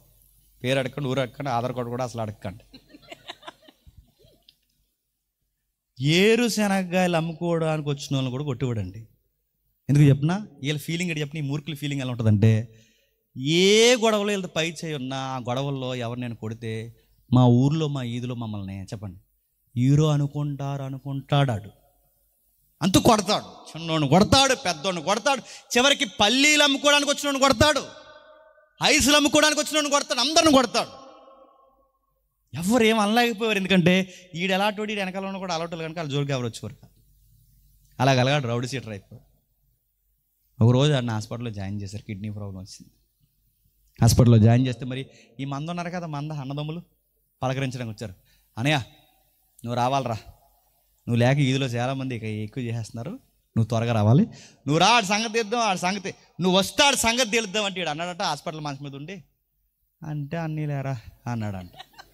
ఏంటి గాంధీ తాత్రగా అయిపోయాడేంటి నడుతున్నాను అంటే అని లేని ఎలా అంటున్నాడు. అంతకుముందు మాట అంటే పడేవాడు, అక్కర్లేని గొడవలో దూరేవాడు, ప్రతి దానికి తగునమ్మని దూరేవాడు. ఇప్పుడు హాస్పిటల్ మంచం మీద అంటే అన్నీ లేని ఎలా అంటున్నాడు. బండి బోరుకు వచ్చింది, గుర్తుపెట్టుకోండి. అయిపోయింది, వాస్ అవుట్. ఎవరినైనా కొమ్ములు ఇరిసేస్తుంది, ఎవరినైనా కూర్చోబెడుతుంది. ఆడి డబ్బున్నవాడైనా జ్ఞానైనా, ఆడి కొమ్ములు తిరిగిన మూర్ఖుడైనా కూర్చోబెట్టే దాని పేరు చెప్పండి మరణం. అది ఖచ్చితంగా కూర్చోబెడుతుంది. మూర్ఖులు కూడా చనిపోతారు. వాడు దేన్నైనా ఎదిరించగలడేమో, ఏదైనా ఎదిరించగలడేమో, ఎక్కడికైనా తిరగబడేమో, కానీ ఒకటి ఉంది, వాడు ఎప్పటికీ దాన్ని ఎదిరించలేడు. సైంటిస్ట్ ఎదిరించలేడు, మూర్ఖుడు ఎదిరించలేడు. ఇంకా కింద చెప్తున్నారు, తమ ఆస్తి ఇతరులకు ఇడిచిపెడదురని, తమ ఇండ్లు నిరంతరం నిలిచినని, తమ నివాసాలు తరతరములు ఉండునని వారు అనుకుంటారు. తమ భూములకి చెప్పండి తమ పేర్లు పెట్టుదురు. ఇది కొంచెం జనరల్ జీకే జాతకవేనండి. పైన ఏమో సైంటిస్టులు ఉన్నారు, కింద ఏమో మూర్ఖులు ఉన్నారు. ఇక్కడ ఎవరు ఉన్నారంటే భూములకు పేర్లు ఎట్టేవారు, అంటే ఫామ్ హౌస్ బ్యాచ్ అన్నమాట. వీళ్ళందరూ వీళ్ళు ఏం చేస్తారంటే వాళ్ళ భూములకి పేర్లు పెడతారు. అది ఈ మధ్యకాలంలో మీరు చూస్తున్నారు లేదో, కొంచెం తగ్గింది, ఆ మధ్య ఎక్కువ ఉండేది. ఇంటి పైన పేరు రాసుకుంటారు, బోర్డు పెట్టుకుంటారు. మీరు చూస్తారా? మీ భూములు ఏంటో నాకు తెలుసా? తెలిసిన చెప్తారు మీరు. నా భూములు ఏంటో మీకు తెలుసా? మీ భూములు ఏంటో నాకు తెలియవు, నా భూములు ఏంటో మీకు తెలియదు. కనుక అందరు తెలిసిన భూములు ఉన్నాయి, ఆ భూములకు పేర్లు ఉన్నాయి, చెప్తాను వినండి. ఒకప్పుడు ఇంద్రమ్మ గృహాలు అన్నారు. ప్రశ్న, ఇంద్రమ్మేది? ఇంద్రమ్మ గృహం ఉంది, ఇంద్రమ్మేది? రాజీవ గృహాలు అన్నారు, చెప్పండి. రాజీవేడి. చంద్రన్న గృహాలు అన్నారు, తర్వాత ఏంటని అడగండి. జగనన్న గృహాలు అంటున్నారు, తర్వాత ఏంటని అడగండి. ఇది జేమ్స్ గారు హౌస్ అని రాస్తాను. జేమ్స్ పోతాడు హౌస్ ఉంటుంది, గుర్తుపెట్టుకోండి.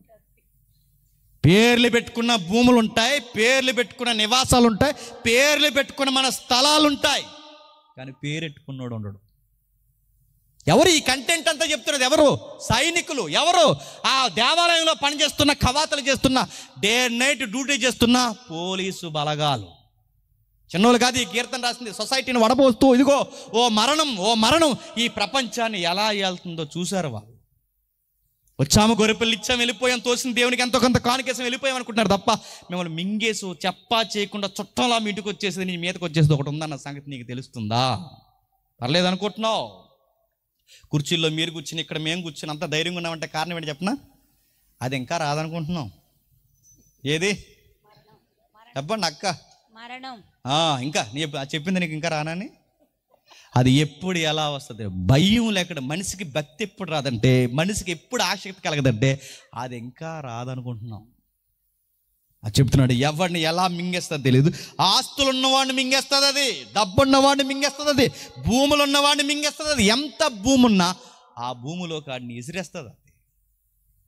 ఎందుకండి ఎంత మంచి చనిపోతున్నారు? ఈ లిస్ట్ ఎందుకు మాకు చెప్తున్నారంటే, కిందకి వెళ్ళే కొలది ఈ లింక్ ఒకటి ఇస్తాడు. మీరు చూడండి, కింద చదువుదాం. ఇంకా ఘనత వహించిన వాడైనను మనుషుడు నిలవజాలడు, వాడు నశించిన మృగమును పోనివాడు. బాగున్నాడు. ఎంత పేరు ప్రఖ్యాతులున్న సినిమా యాక్టర్లైనా నిలబడగలుగుతున్నారా?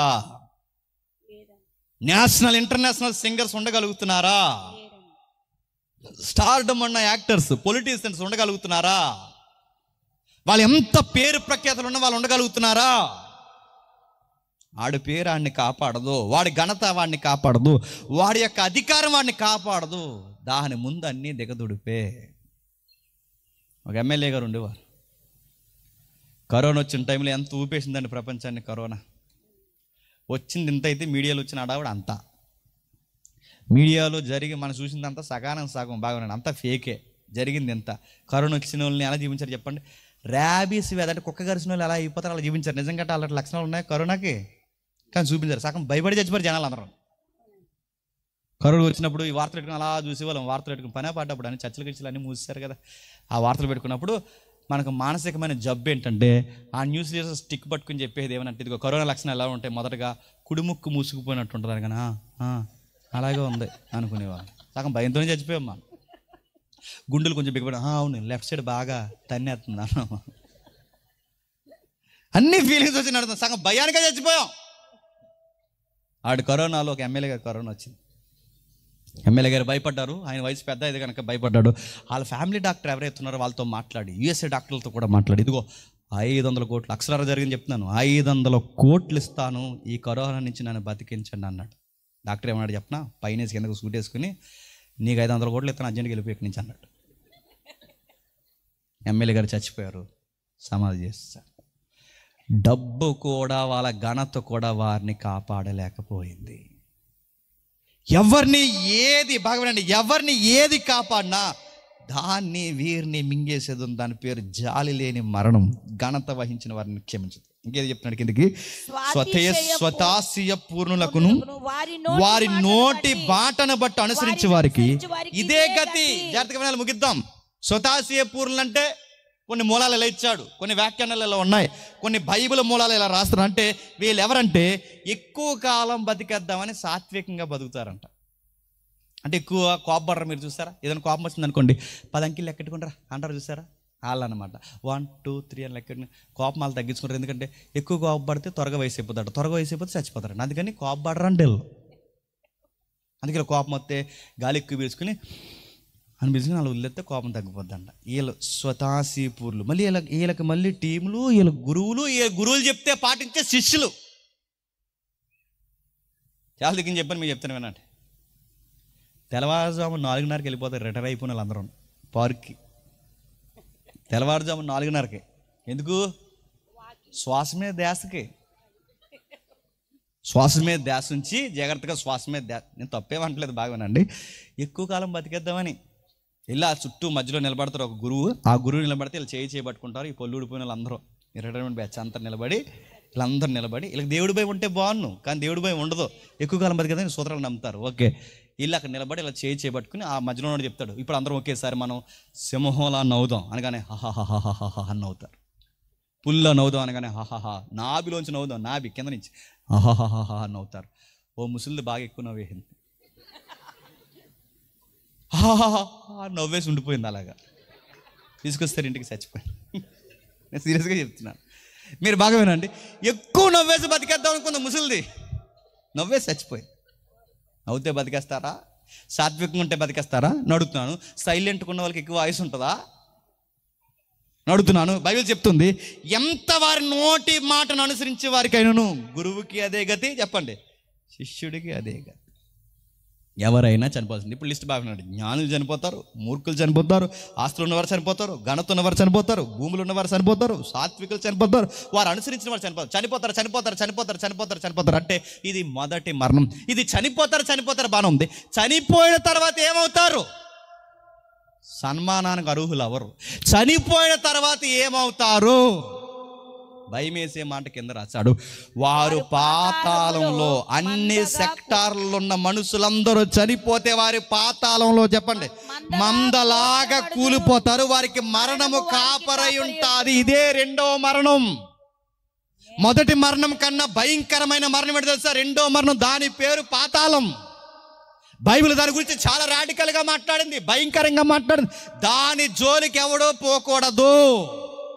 ఈ మరణంలో ఎవడైనా కన్ను మూసే ఉందంటే, ఈ మొదటి మరణంలో ఎవడైనా నీతిమంతుడైనా అనీతిమంతుడైనా ఎవడైనా కన్ను మూసే ముందు తమ తమ క్రియలేంటో వాడు పరీక్షించుకుని చనిపోయే లోపు దేవుని ఎదుట ఎలా ఉన్నాడో చెక్ చేసుకోకపోతే ఈ మరణం పట్టుకెళ్ళి ఏ మరణంలో పడేస్తుందంట?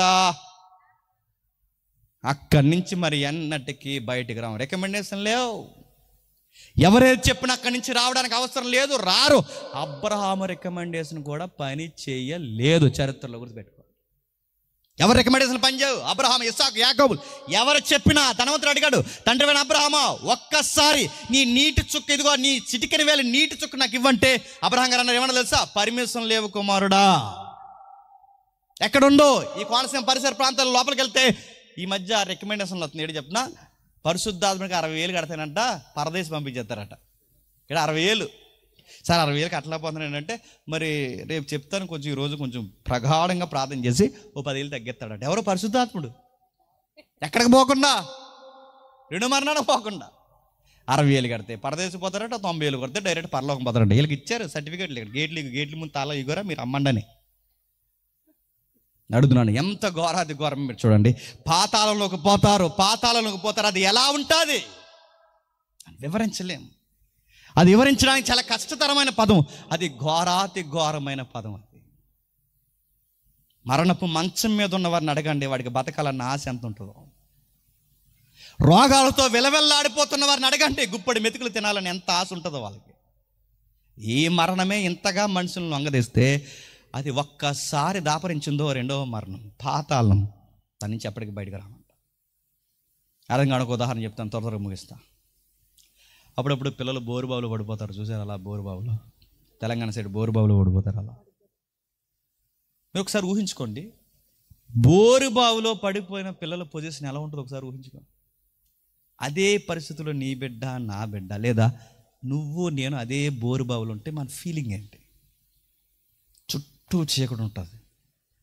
ఏం జరుగుతుందో బిడ్డకి అర్థమవుతుంది. అమ్మా అమ్మా అని అరుస్తాడు, నాన్న నాన్న అని అరుస్తాడు. ఆ స్వరం ఎవరు వినరు, రిప్లై ఎవరు. అరిసే కొలిది లోపలికి పోతారు, అరిసే కొలిది లోపలికి పోతారు. లోపలికి పోయి ఆక్సిజన్ ఉండదు, వెలుగు ఉండదు, ఇలా బిగిసిపోతారు. ఈ సాగు చాలా భయంకరంగా ఉంటుంది. ఈ గుంటలో పడితేనే చావు ఎంత భయంకరంగా ఉంటే, దీనికన్నా భయంకరమైన చీకటి బిలం గుంట ఏంటో తెలుసా? పాతాళం. గుర్తుపెట్టుకో. దాన్ని వివరించలేం, దాన్ని వర్ణించలేం. అది అనంతమైన శిక్ష. మరి ఎలా? దాని దగ్గరికి పోకుండా ఉండాలి అంటే ఎలా? దాని ఉరిలో పడకుండా ఉండాలి అంటే ఎలా? దాని జోలికి పోకుండా ఉండాలి అంటే ఎలా? వీటన్నిటికి ఒక లింక్ ఉంది. ఆ మరణానికి పోకూడదంటే ఈ మరణం నీ మీద ఏలుబాటు చేయకూడదు. ఈ మరణం నీ మీద ఏలుబాటు చేయకూడదంటే ఈ మరణానికి మూలమైన పాపం నీ జీవితంలో ఉండకూడదు. అంటే మరణం ఎలా వచ్చిందంటే, పాపానికి జీతమే మరణం. అంటే పాపానికి జీతం ఈ మరణం అయితే ఈ మరణం బట్టుకెళ్ళి ఎక్కడ వేస్తుంది చెప్పండి? ఇప్పుడు చెప్పండి. వీటన్నిటికీ పులి స్టాప్ పెట్టాలంటే మొట్టమొదట పాపానికి పులి స్టాప్ పెట్టాలి. పాపం ఎలా ఆపుతాం? ఈ రోజు నుంచి నేను బూతులు మాట్లాడకూడదు అనుకుంటే పాపం కాకుండా పోతాదా? ఈ రోజు నుంచి నేను సినిమాలు చూడకూడదు అనుకున్నంత మాత్రం నువ్వు చూడకుండా ఉండగలవా? అలా అనేసుకుంటే పుణ్యకార్యాలు నిన్ను కాపాడేస్తాయా? పాపం ఎలాంటిది రచయితలు వర్ణించారు. అది రక్తపు డాగు కన్నా ఘోరమైనది. అది హృదయానికి పెట్టిన వ్యాధి. నువ్వు మంచిగా చేయాలనుకుంటావు, నువ్వు చేయు. నువ్వు మంచిగానే ఉండాలనుకుంటావు, నువ్వు ఉండలేవు. ఎందుకంటే పాపాన్ని గురించి రోమపత్రికలు వివరిస్తాడు. అది చెరబట్టి లోబరుచుకుని అంటే అది ఎలా ఉందో తెలుసు, ఒక ప్రభుత్వంలాగా, ఒక బలవంతుల్లాగా మనుషుల్ని బలవంతంగా చేస్తాడు. దాని పేరు పాపం. అది కయ్యేని దగ్గర సింహం కాసినట్టు వాకిట కాసుకుని కూర్చుంది. అది కయ్యేని తరిమేసింది. చివరి మానవుల వరకు ప్రతి ఒక్కరిని అది బంధిస్తుంది. అది ఖచ్చితంగా చేయిస్తుంది. మీకు ఉదాహరణ చెప్పిన, డాక్టర్ గారు చెప్పారట, రేపు నుంచి స్పీడ్ తినకండి పోతారు అని. షుగర్ వస్తుంది మీకు, తినకండి అని. నిజానికి ఆయనకి లడ్డూలు తిని అలవాట్లేదట. డాక్టర్ గారు తినొద్దన్న దగ్గర నుంచి అది మనిషి యొక్క బలహీనత. గుర్తుపెట్టుకో, మనం ఏదైతే చేయకూడదు అనుకుంటామో చెప్పండి అది చేస్తాం. అది సిన్నుకున్న రిజల్ట్. గుర్తుపెట్టుకో, మనం ఏదైతే మాట్లాడకూడదు అనుకుంటామో దాని సైన్ ఏంటో తెలుసా, అదే మాట్లాడిస్తుంది. అది ఏదైతే చూడకూడదు అనుకుంటా ఖచ్చితంగా చూస్తాం. అంటే మనం బలహీనులు, దౌర్భాగ్యం కలిగిన వారు, ఏది చేతగాని వారు, ఆదాము గర్భం నుంచి వచ్చిన వారం కనుక పతనమైపోయిన మనుషులు. ఆదాము ఏం చేశాడో చెప్పండి, మనం అదే చేస్తాం. ఆదాము బొంకాడు, మనం బొంకట్లేదా? ఆదాము మాట తప్పాడు, మనం తప్పట్లేదా? చాలామంది వర్ణిస్తారు ఏమనంటే, ఆదాము ఎందుకు తప్పు చేసావని అడిగితే ఆదాము ఎవరి మీద గెంటాడు తెలుసా? అవ్వ మీద గెంటేశాడు. అవ్వ ఎందుకు తప్పు చేసావంటే ఎవరి మీద గెంటేసింది? సర్పం మీద గెంటేసింది. ఇప్పుడు బాగా వినండి, ఆదాము చేసిన తప్పుకి మనకు పనిష్మెంట్ వస్తుందంటే మనం ఏమంటున్నాం చెప్పినా, మాకు సంబంధం ఏంటి, వాళ్ళు తప్పు చేశారు అంటారు. ఈ స్వభావం ఎవరికి చెప్పండి? ఆదాము అవ్వ మీద గెంటితే, అవ్వ సర్పం మీద గెంటితే, ఇప్పుడు మనమందరం ఎవరి మీద గెంటుతున్నాం చెప్పండి? మాకెలా జరుగుద్ది? ఆదాము ఏం చేస్తే మేమెందుకు పనిష్మెంట్ ఉండాలి? ఆదాము ఏం చేస్తే మేమెందుకు మరణం మొయ్యాలంటే, ఆదాము పుట్టాం గనక, ఆదాము నుండి వచ్చాం గనక, ఆదాము నుండి ఆయుష్ ఎలా వచ్చిందో ఆదాము నుండి పనిష్మెంట్ కూడా వచ్చింది. ఆదాము నుంచి నేచర్, స్వభావం కూడా వచ్చింది. అప్పుడప్పుడు మీరు చూసారు లేదా, చిన్న పిల్లలు కూడా అబద్ధం ఆడతారు. ఆడరా? చిన్న పిల్లలు అండి అబద్ధం ఆడేస్తారు. ఎలాంటి అబద్ధాలు ఆడతారు చెప్పిన? పెన్సిల్ దొంగతనాలు చేస్తారు, రబ్బర్లో దొంగతనాలు చేస్తున్నాడు. రబ్బర్ కూడా దొంగతనం చేస్తున్నాడంటే నేను అడుగుతున్నాను, వీడికి స్వభావం ఎలా వచ్చిందండి? వాళ్ళ అమ్మ ఏం చెప్పిందా? పెన్సిల్ దొంగతనం చేయరా అమ్మ చెప్పిందా? ఒకడు ఫెయిల్ అయిపోయాడు 10th క్లాస్. ఎందుకు ఫెయిల్ అయిపోయారా అని అడిగారు. 5th క్లాస్ కూడా ఫెయిల్ అయిపోయారు. ఎందుకు ఫెయిల్ అయిపోయారు అంటే, ఫెయిల్ అయిపోయింది సరిగ్గా చదవకనాలి కదా, ఇక్కడ అంటలేదట. నేనే కాదు, ఆడు ఫెయిల్ అయిపోయాడు అన్నాడు. మనుషులు గుండె జబ్బు అని చెప్పినా గుర్తుపెట్టుకోండి, మనం మన బలహీనతనే చెప్పండి ఒప్పుకోం. ఇది సిన్ పనిచేస్తుందంటే అందరి విషయంలో పనిచేస్తుందంటే, ఈ పాపానికి నువ్వు ప్రత్యేకమైన వాడు కాదు, నేను ప్రత్యేకమైన వాడు కాదు, ఎవ్వరు దాన్ని ఎదిరించలేరు. అందరూ దానికి దాసులే. మనం పాపానికి దాసులం, ఏ భేదం లేదు. అందరము దేవుడు అనుగ్రహించిన మహిమను పొందలేక అందరం పాపాత్ములు అయిపోయి, ఈ పాపాత్ములకు వచ్చిన రిజల్ట్ ఏంటి చెప్పనా? మరణం. ఇప్పుడు మరణం పోవాలంటే పాపం ఆగాలి. ఎవరు ఆపుతారు పాపం? ఒక్కరు ఉన్నారట, అక్కడ రాస్తున్నాడు చూడండి. అదే 49:7 ఎవడును ఏ విధము చేతను తన సహోదరుని విమోచింపలేడు. వాడు కుళ్ళు చూడక నిత్యము బ్రతికినట్లు వాని నిమిత్తము దేవుని సన్నిధిని ప్రాయశ్చిత్తం చేసేవాడు ఎవడు లేడు. ఎవడి కోసం ప్రాణం పెట్టలేదు. ఎందుకంటే ఈడు పాపే చెప్పండి, వాడు పాపే, నువ్వు పాపే, నేను పాపనే. ఇప్పుడు మనం ఎవరి కోసం ప్రాణం పెట్టలేం. నీ పాపాల కోసం నేను ప్రాణం పెట్టాలంటే నేను పాపం లేని ఉండాలి.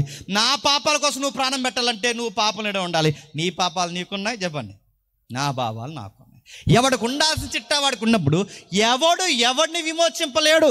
కుళ్ళు చూడకంటే ఆ నరకానికి, కుళ్ళు అంటే నరకం, ఆ రెండో మరణానికి పోకుండా నిత్యం అంటే పరలోకంలో బ్రతకగలిగేలాగా ఒకడిని మరొకడు విమోచించలేడు.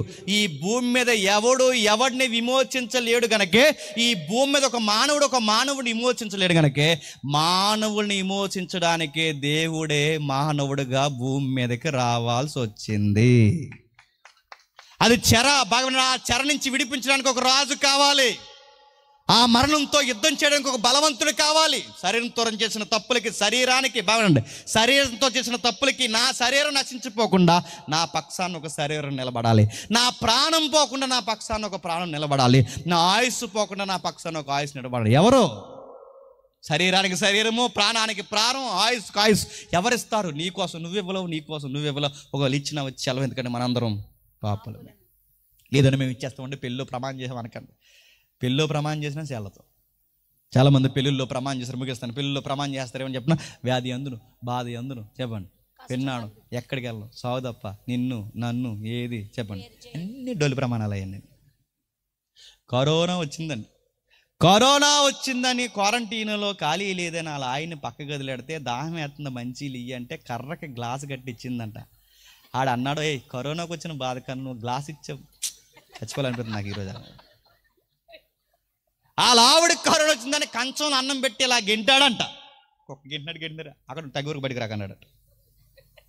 వ్యాధి ఎందు బాధ ఎందు ఉంటారు అనుకుంటున్నారని అడుగుతున్నాను. కరోనా వస్తేనే ఎవరు నిలబడలేదు, బాధ వస్తేనే ఎవరు నిలబడలేదు. బాగుంటేనే కాపురమైన, బాగుంటేనే బంధువులమైన, కాస్త ఓపుకుంటేనే ఏదైనా. ఒక్కసారి ఉంగామో ఎవ్వరు మనకు కనబడతారా?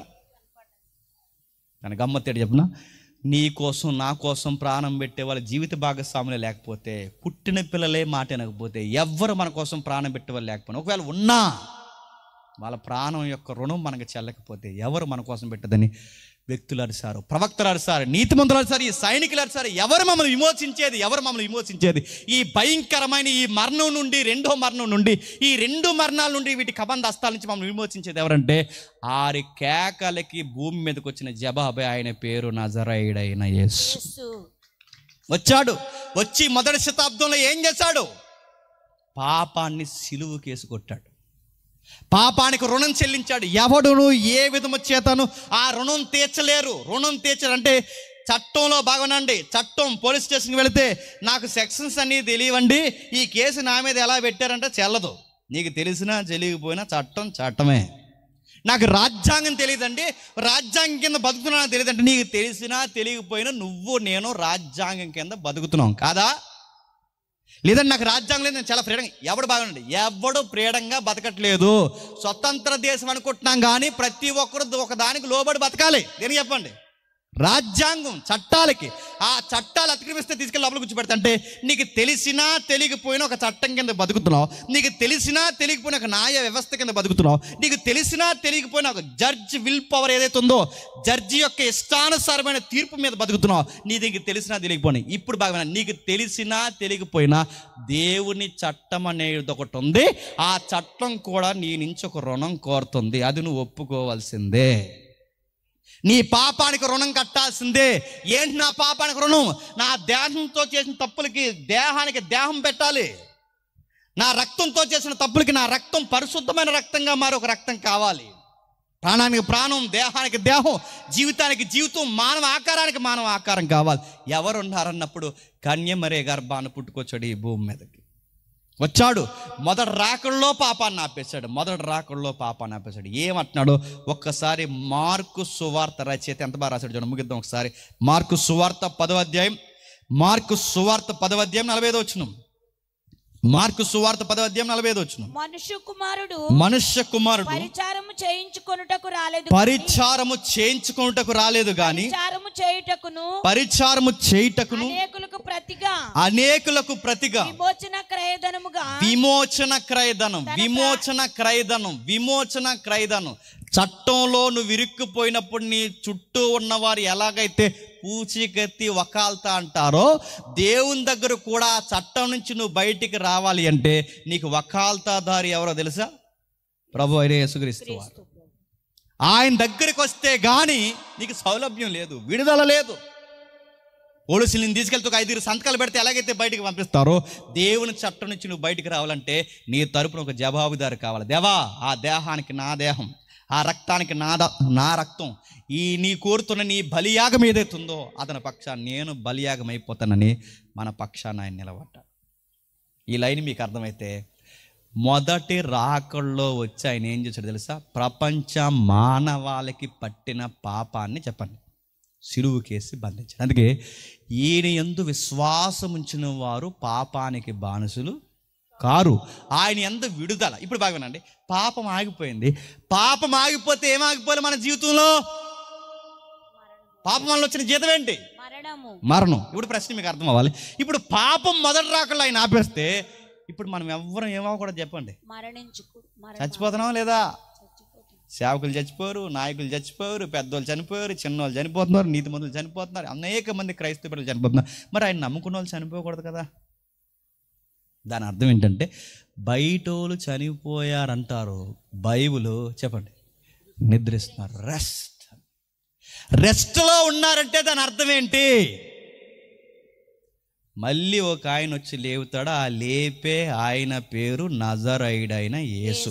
ఇంకా లెగుతా లేదట, నువ్వు వెళ్ళి లేపకు, నువ్వు లేగవు. ఆ లేచే ఒక టైం ఉంది, దాని పేరు అంచెదినమందు, రెండవ రాకుల్లో ఆయన యందు విశ్వాసం ఉంచిన వారు తమ తమ వరుసల్లో చెప్పండి తిరిగి లేస్తారంటే ఆయన యందు చనిపోయిన వారు మళ్ళీ చెప్పండి వాళ్ళ మీద మరణానికి ఏలుబాటు లేదు, వాళ్ళు సజీవంగా లేస్తారు. మృతులైన వారు మరలా సజీవంగా మారిపోతారు. ఏంటి ఆ పవర్ ఎలా వచ్చిందంటే ఆయన యందు ఆ జీవం ఉంది. మొదటి రాకుల్లో ఆయన పాపాన్ని ఆపేశాడు, రెండవ రాకుల్లో చేంజ్ చేస్తాడు తెలుసా? వారి మీద ఏలుబాటు చేస్తున్న శరీరాలకు పట్టి బేడుస్తున్న ఆ మరణాన్ని రెండవ రాకుల్లో తీసి చెప్పండి గడ్డి పరక పడేసినాడు, అవతల పడేస్తాడు. అంటే అప్పటి వరకు ఈ నీతిమంతులు ఏం చేస్తారు చెప్పండి? రెస్ట్లో ఉంటారు. ఎంత చెప్పినా బాగా వినండి, నిజమేనంటారా ఇదంతా అని అంటారు. 40 సంవత్సరాలు సేవ చేసిన ఆయన ఒక ఆయన అన్నాడు, నిజంగా రెండో రాకడ జరుగుతుందా అన్నాడు. ఇంకా ఆయన ఏం చేయాలి చెప్పండి? ఇంకా ఇన్ని సంవత్సరాలు సేవా జీవితంలో ఉన్నవారు పునరుద్ధానం నిజంగా జరుగుతుందంటే నేనేమనాలి? రెండో మరణానికి పోకూడదన్నా, రెండో మరణంలో తొంగలోకి తొక్కబడకూడదన్నా పునరుద్ధానాన్ని బలంగా నమ్మాలి. ఇప్పుడు బాగా వినాలి. ప్రూఫ్ ఏంటి? ఎవిడెన్స్ ఏంటి? విట్నెస్ ఏంటి? సైన్ ఏంటి? ఉందా అంటే ఉంది, కానీ ఇది నమ్మరు జనాలు. ఈ మధ్యకాలంలో వార్తలు వచ్చినాయి, చచ్చిపోయిన వాళ్ళని బతికించేస్తామని.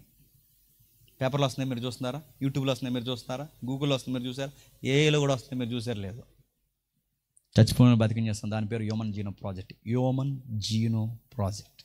ఆ ప్రాజెక్ట్ పేరు ఏంటంటే క్షమించిన ప్రాజెక్ట్ యొక్క కంటెంట్ ఏంటంటే చనిపోయిన బతికించేస్తారు. ఎలా బతికించేస్తారంటే ప్రస్తుతానికి మందు కనిపెడుతున్నారట, పరిశోధనలు ఉందంట, ఖచ్చితంగా మనిషిని బతికించేస్తారట.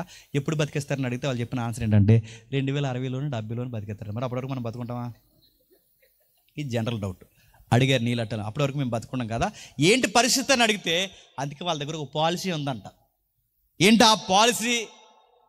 తలో తోకో తాకాడు పెట్టి మొత్తం మీద మీరు ఈ పాలసీలో జాయిన్ అయితే కొన్ని లక్షల రూపాయలు, కోట్ల రూపాయలు మీరు కడితే మీరు చనిపోతే జెనీవా నుంచి ఫ్లైట్ వచ్చి, బాగా జెనీవా నుంచి మన ఇండియాకి ఫ్లైట్ వచ్చి అక్కడి నుంచి ఒక బాక్స్ పంపిస్తారట. ఆ బాక్స్లో మన బాడీని ఎట్టి తీసుకెళ్ళి అక్కడ డీప్ ఫ్రిడ్జ్లో పెడతారట. ఏ ఫ్రిడ్జ్లో? మన బాడీని ఆ డీప్ ఫ్రిడ్జ్లో పెడతారట. 2070 వరకు పెడతారట. అంటే ఆ బాక్స్లో పెడతారు. ఇప్పుడు బాగానండి, స్టేట్మెంట్ ఇచ్చినప్పుడు కూడా చచ్చిపోయాడు సైంటిస్ట్. ఇప్పుడు ఆయనే చనిపోయాడు, ఆ శిశువు కొనసాగిస్తున్నారు. ఇప్పుడు ఆయనే చనిపోయాడు, నేనే చనిపోతాను రేపు ఎల్లుండో. ఆ చనిపోయిన తర్వాత నన్ను బాక్స్లో పెడతారు, ఆడో బాక్స్లో పెడతారు. 2070 అయిపోయింది, 2080 అయిపోయింది. ఆడు నన్ను లేపడు, వీళ్ళు లేగడు. ఇప్పుడు నేను ఎవరిని అడగాలండి? డబ్బంతా పెట్టుబడేమో. ఇప్పుడు ఆడి బాక్సు కదలదు చెప్పండి, నా బాక్సు కదలదు. వీడు లేపుతానని చెప్పాడు, ఈడే లేకలేదు. హ్యూమన్ జీనో ప్రాజెక్ట్ చెప్తున్న, జెనీవాలో ఉన్న హ్యూమన్ జీనో ప్రాజెక్ట్ చెప్తున్న వారు పెద్ద పెద్ద మేధావులు కూడా ఈ ప్రాజెక్ట్ని నమ్ముతున్నారేమో కానీ దానికి ప్రూఫ్ లేదు, టెక్నికల్ ఎవిడెన్స్ లేదు, దానికి రుజువు చేయబడిన ఒక ఆధారం లేదు. ఎందుకంటే అది నిజంగా జరుగుద్దని చెప్పాలంటే ముందు ఎవడైతే లేపుతానని ఇచ్చిన స్టేట్మెంట్ ఇచ్చిన సైంటిస్ట్ ఉన్నాడో వాడే ముందు తిరిగి.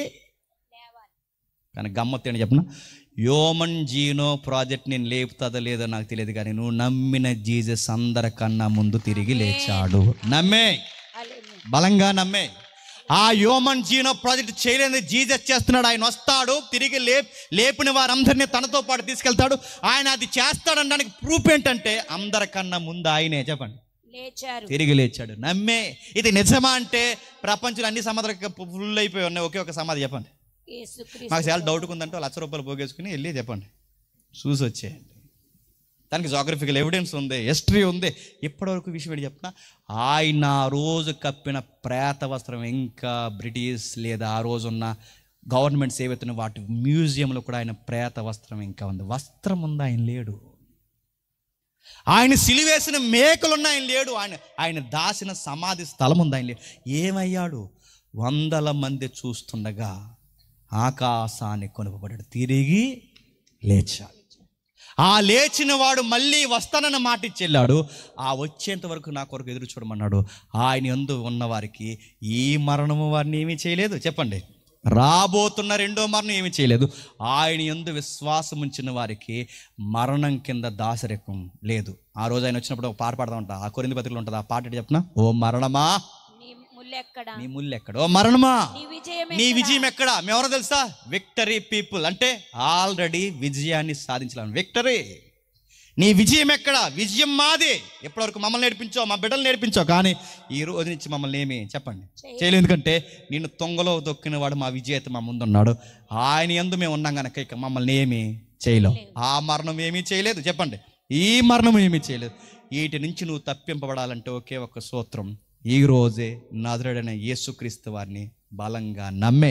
బాప్టిజం తీసుకోకపోతే ఈ రోజే బాప్టిజానికి సిద్ధపడు. ఇప్పటికే బాప్టిజం తీసుకుంటే ఆయన మరింత బలంగా అనుసరించు.